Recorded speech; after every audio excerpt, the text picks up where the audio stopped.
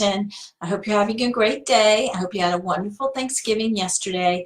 And I thought I would post a video today because it is Black Friday and you're either in one camp or the other. You're either shopping away this morning or you're at home deciding you're not going to shop today and wade into the craziness. So today I really wanted to talk about helping your kids live with less. I got a question recently from someone asking, how do you get your kids to help with keeping the house organized? And so we're going to focus on that and see if I can help you with any tips. So first of all, I read an article just recently in the Real Simple November 2018 issue that was called How to Raise a Minimalist, Help Them Feel More Joy with Fewer Things by Lisa Armstrong.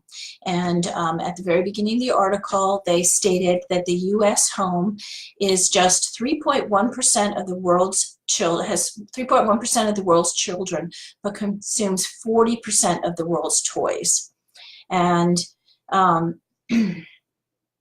that's really something to think about, how much our kids have and how that overwhelms them.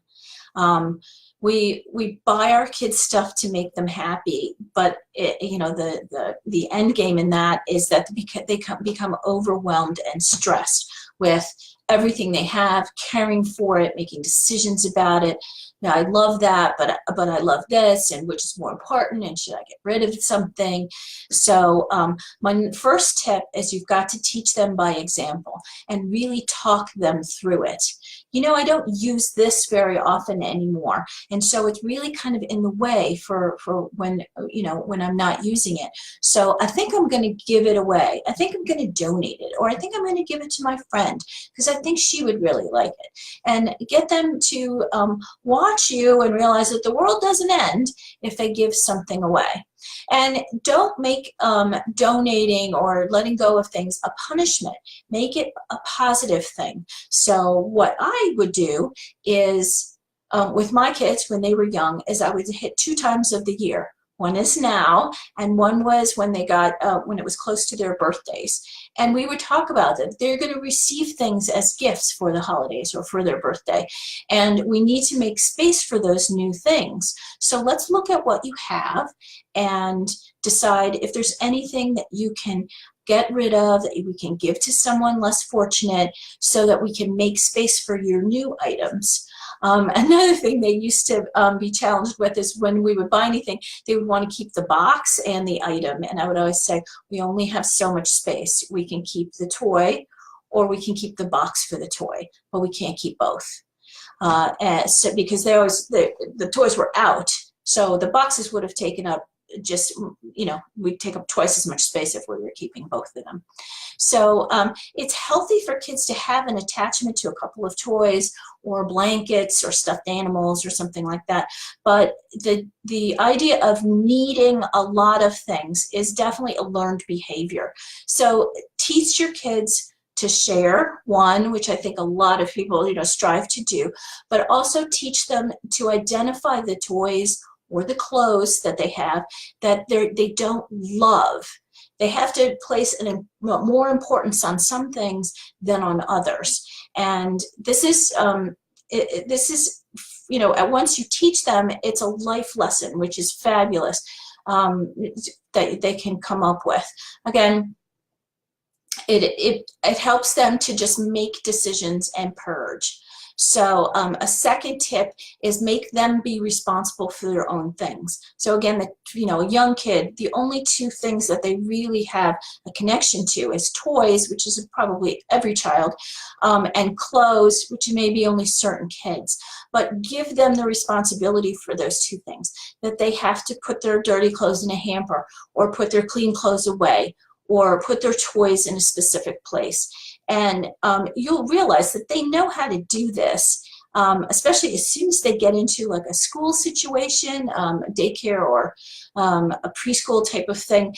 At the end of playtime, all of the kids help put things away. It's something that they all know how to do. So let them be responsible enough for their stuff. And when they are, they will take ownership and take better care of those things. The third tip is to help them make decisions about these. And you can do that by setting boundaries. One of the things I always talk to clients about is your closet is only so big. It can only fit so much hanging clothing. You have a china cabinet. Everything you want to keep for entertaining has to fit in that cabinet.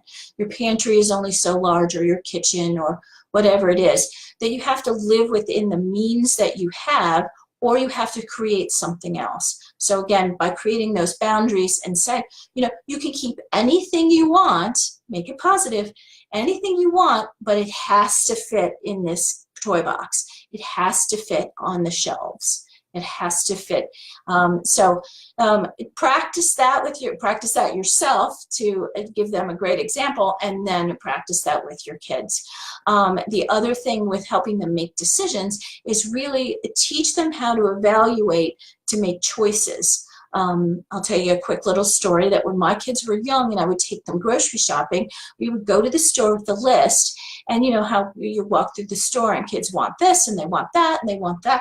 So before we would walk into the store, I would tell them, you can choose one thing that's not on the list. And at the time, they were very young and they wanted the toy that's, in the machines. Once you pay for your items and you're walking out the store, they were always looking for those red machines. And so that was always their goal. So as we would walk through the store and they'd want the cookies or the chips or something, I would say, well, that's okay. That's your one thing. Is that what you want? Because then when we get to the end of the store, you can't have anything from the machine. So they would have to evaluate which one was more important, the cookies on the shelf or the possibility of the toy at the end of the shopping experience. So give them that. Don't overwhelm them with choices. Give them 2 choices and they have to choose one, because it's so much harder. The more choices you have, 10 things and you can only keep one, that's a lot harder choice.